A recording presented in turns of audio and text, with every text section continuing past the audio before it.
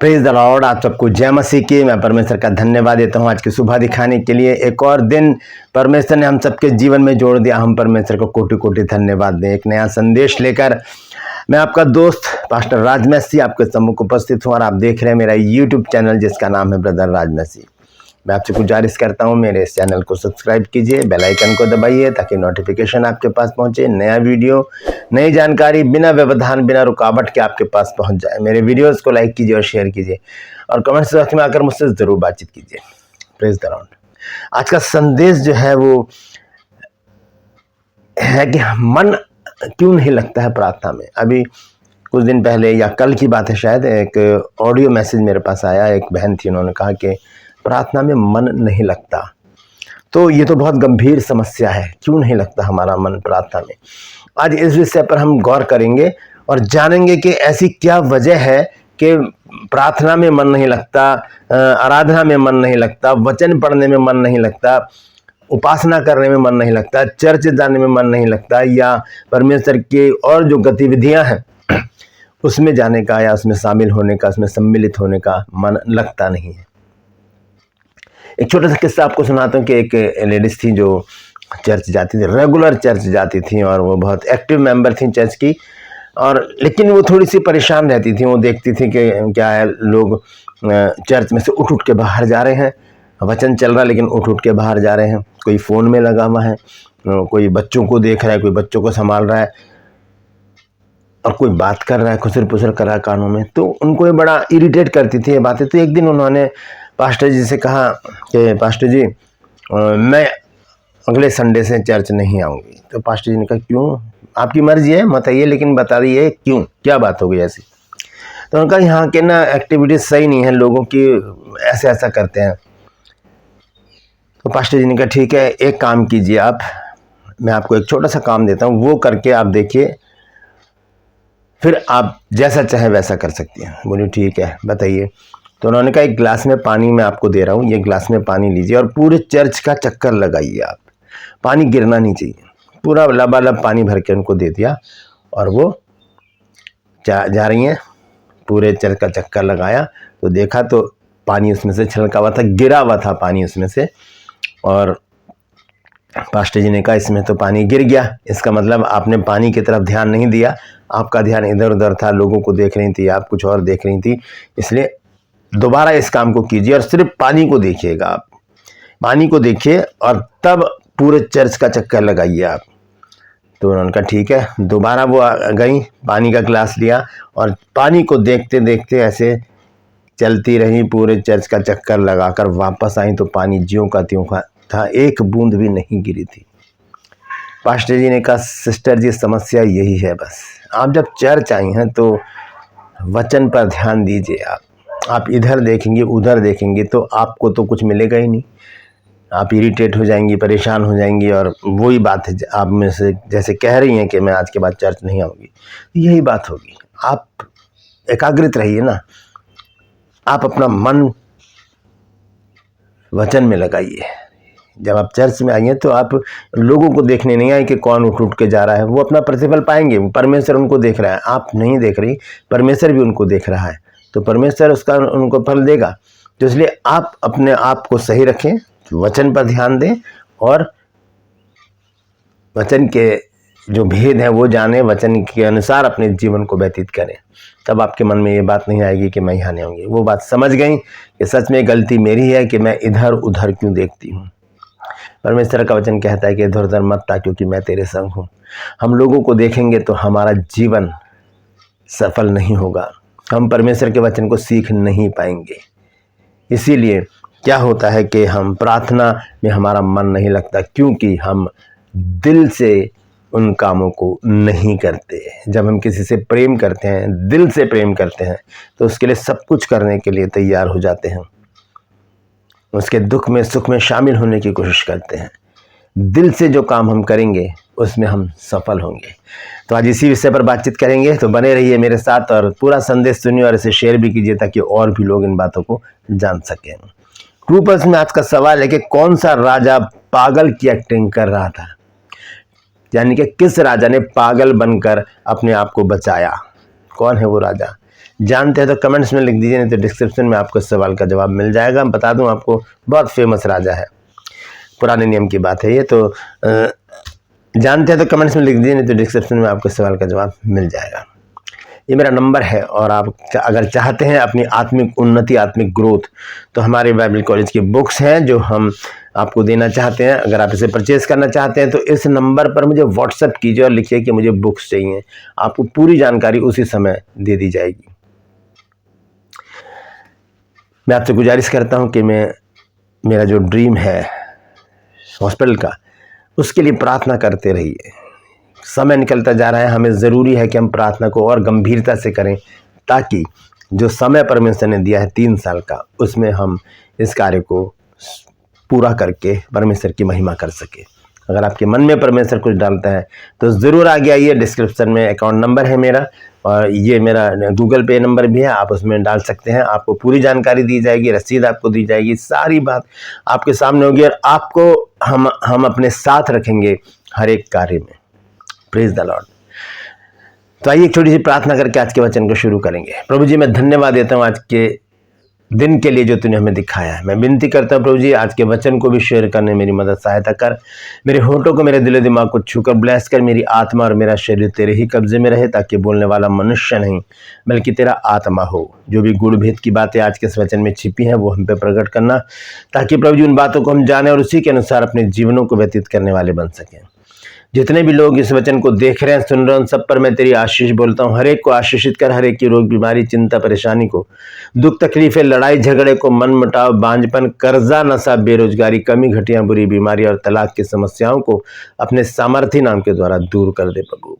बहुत से लोग खो गए हैं प्रभु, तो उन्हें भी उनके घर तक पहुंचा, ताकि उन घरों में खुशी आनंद मनाया जाए। धन्यवाद देता हूँ प्रभु, तूने मेरी इस प्रार्थना को भी सुन लिया। यीशु नासरी के नाम से मांगता हूँ, आमीन। Praise the Lord. तो आइए आज के संदेश को शुरू करेंगे। संदेश है, प्रार्थना में मन क्यों नहीं लगता? क्यों हमारा दिल परेशान रहता है? क्यों हम परेशान रहते हैं? क्यों मन नहीं करता कि नहीं, आज नहीं पढ़ते, कल पढ़ लेंगे, परसों पढ़ लेंगे? क्यों हम प्रार्थना में नहीं बैठते अपने परिवार के साथ भी? परिवार के लोग जब प्रार्थना कर रहे होते हैं, हमारे माता पिता या हमारे बच्चे या हमारे बुजुर्ग जब प्रार्थना में बैठे होते हैं, तो हम क्यों अलग एक कमरे में होते हैं? क्यों हम बाहर बैठ जाते हैं जाकर? क्यों हम घूमने के लिए बाहर निकल जाते हैं? ऐसा क्यों है? जबकि वहाँ कोई गलत शिक्षा नहीं है, वहाँ पर तो बाइबल का संदेश है जो हमारे जीवन को बदल देता है। तो ऐसा क्यों है हमारे जीवन में? तो जैसे कि मैंने अभी आपको शुरू में एक कहानी सुनाई कि एक स्त्री जो थी वो इरिटेट हो गई थी लोगों को देख देख के। तो जब हम इधर उधर देखेंगे तो हम इरिटेट होंगे, 100% होंगे। हमें इधर उधर नहीं देखना। बहुत से लोग मेरा विरोध भी करते हैं, बहुत से लोग मुझे धमकियां भी देते हैं, बहुत करते हैं, तो मैं इधर उधर नहीं देखता। मुझे उनसे कुछ लेना देना नहीं है। मुझे तो परमेश्वर के वचन को सच्चाई से फैलाना है, क्योंकि बहुत से लोग हैं जिनके पास अभी तक वचन नहीं पहुंचा है। जिनके पास बहुत कुछ है वो मेरा विरोध कर सकते हैं, तो करें, कोई बात नहीं, लेकिन सच को फैलाना मेरी जिद है। तो आज यहाँ पर हम देखेंगे कि जब हम कोई काम दिल से नहीं करते, दिल से, वहाँ हम नाकामयाब हो जाते हैं, नाकामयाब हो जाते हैं। हमें कामयाब होने के लिए अपने सभी कामों को दिल से करना होगा। अगर अधूरे मन से करेंगे वो काम पूरा नहीं होगा। पूरे हृदय से, पूरे मन से, पूरे दिल से जिस काम को हम करते हैं, चाहे वो प्रार्थना हो, जब हम वचन को जब हम पढ़ते हैं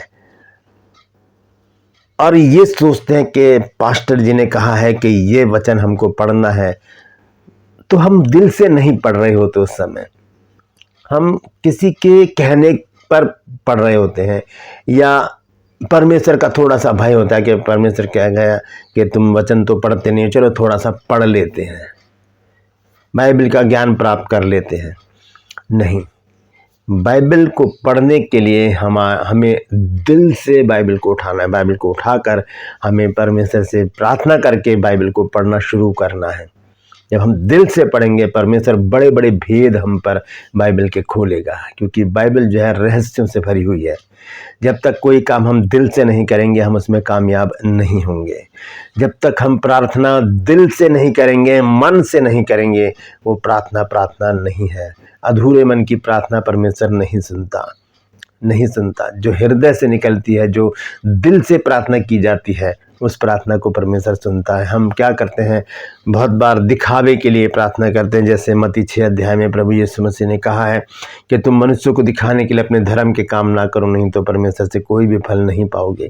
तो हम प्रार्थना भी दिल से करें, दिल से अपनी आंखों को बंद करें और सिर्फ ये सोचें कि परमेश्वर इस समय मेरी प्रार्थना को सुन रहा है। वो सुनकर उस प्रार्थना का उत्तर ज़रूर देगा। जब हम आराधना करें तो मगन होकर करें, दाऊद की तरह हम मगन होकर आराधना करें परमेश्वर की। ये ना देखें कि हमें कोई देख रहा है या कोई सुन रहा है, मेरी आवाज़ कैसी है, मैं कैसा बजा रहा हूँ, इसका हमारी आराधना से कुछ भी लेना देना नहीं है। हम जैसा भी है टूटा फूटा गाना शुरू करें, परमेश्वर को वही भाएगा। Praise the Lord.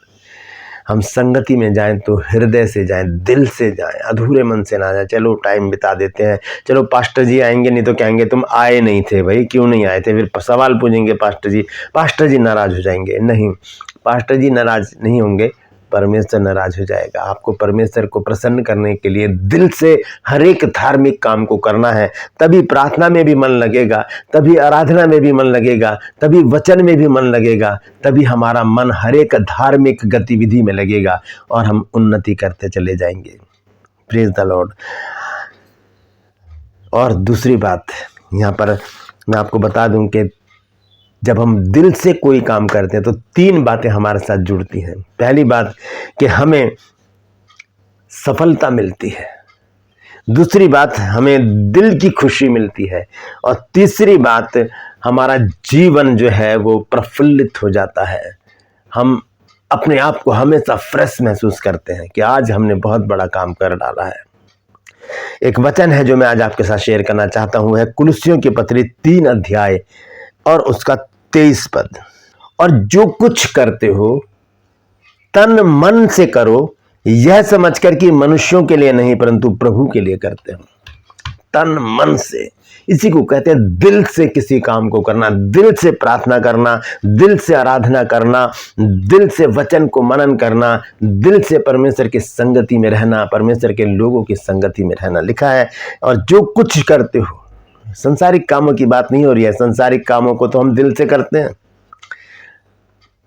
दिल से करते हैं संसारिक कामों को। अगर किसी की बुराई करनी होती है तो दिल से बुराई होती है, दिल से करते हैं बुराई।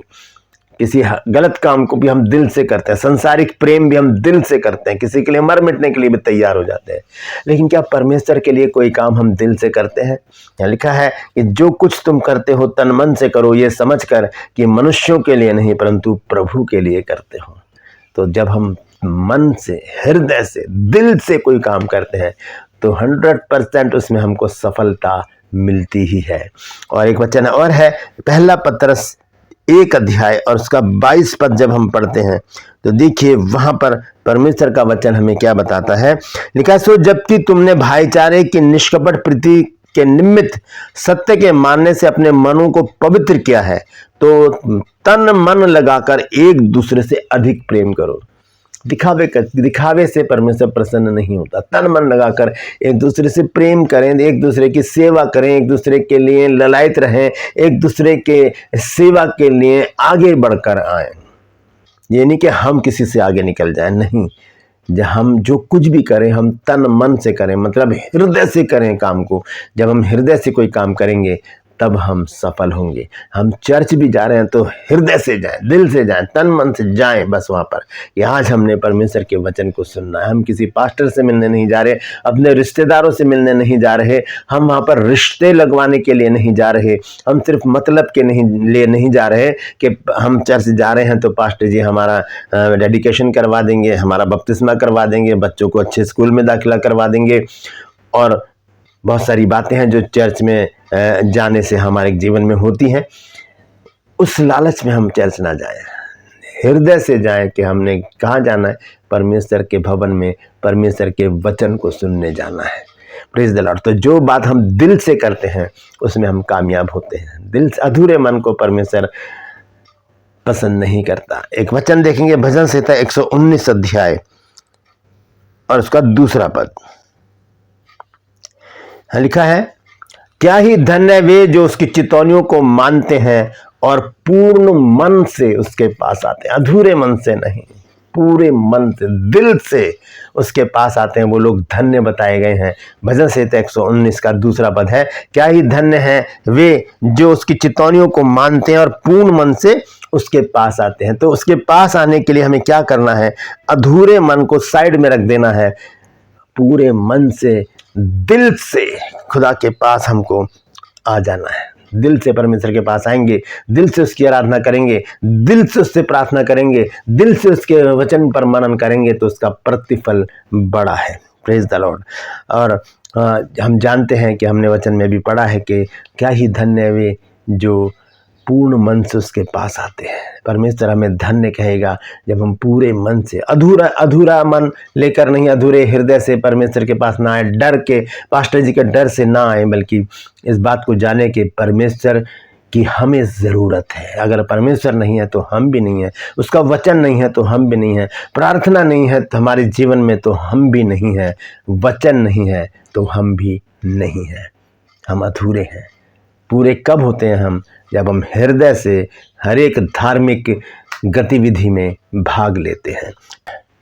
एक वचन और मैं आपको बताना चाहता हूं आखिर में, उसके बाद मैं समाप्त करूंगा। नीति वचन 3 अध्याय का 5 पद लिखा है कि तू अपनी समझ का सहारा ना लेना, वरन संपूर्ण मन से यहोवा पर भरोसा रखना, तब वो तेरे लिए सीधा मार्ग निकालेगा। संपूर्ण मन से, अधूरे मन से नहीं। अधूरे मन से अगर कोई भी काम हम करेंगे हम उसमें कामयाब नहीं होंगे। दिल से करें कोई भी काम को। चर्च आ रहे हैं तो इधर उधर ना देखें, हम परमेश्वर के वचन को फोकस करें, वहीं पर ही देखते रहें और समझें कि परमेश्वर क्या बातचीत करना चाहता है। नहीं तो हम उस स्त्री की तरह कह देंगे कि पास्टर जी मैं अगले संडे से चर्च नहीं आऊँगा या नहीं आऊँगी, उससे कोई फायदे नहीं है। तो हमें दिल से हर एक काम को करना है ताकि हम कामयाब हों, हमारे मन में खुशी रहे, हमारा जो जीवन है वो प्रफुल्लित रहे और हम सफलता पाते हुए आगे बढ़ते चले जाएं। Praise the Lord. परमेश्वर इन वचनों के द्वारा हम सबको आशीष दे। यदि आज आपने कुछ नया सीखा है तो कमेंट्स में ज़रूर लिखिए और इस वचन को शेयर कीजिए ताकि और भी लोग इन बातों को जान सकें। ट्रू पल्स में आज का सवाल है कि कौन सा राजा पागल बन गया था, या किस राजा ने पागलपन की एक्टिंग की थी? जानते हैं तो कमेंट्स में लिख दीजिए, नहीं तो डिस्क्रिप्शन में आपको इस सवाल का जवाब मिल जाएगा। ये मेरा नंबर है। अगर आप अपनी आत्मिक ग्रोथ चाहते हैं कि आप हमारे बाइबल कॉलेज की जो बुक्स हैं उनको पढ़ें, तो इस नंबर पर व्हाट्सएप कीजिए और लिखिए कि मुझे बुक्स चाहिए, तो आपको पूरी जानकारी उसी समय मिल जाएगी।